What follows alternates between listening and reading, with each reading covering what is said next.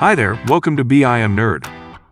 SketchUp is the perfect tool for fast-paced, high-octane submission in architectural concept design.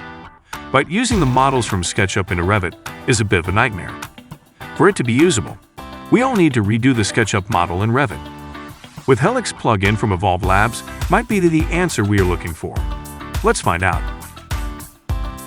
Best practice from EvolveLab is to map all elements before sending it Revit. This way, it will be in the right category when you send it into Revit. Mesh, direct shape, into generic model, Helix walls, Helix doors, or even Mesh, DXF, into Revit components like walls, doors, windows, roofs, and topography. When you finally map the elements, you can select the Send to Revit button down below. But make sure that your SketchUp and Revit is open at the same time to make that connection. On the Revit Helix plugin, I'd like to click the live update so that I can see the model being transferred into Revit. And here we are. Just like that, we have the SketchUp model in Revit. In our next video, we will test all transferred components from SketchUp, whether we can use them in developing the design using Revit.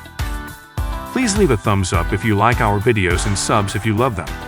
For request tutorials, you can send us a DM and comment on our videos. Do share this with your coworkers. Happy learning, BIM nerds. Thank you for watching.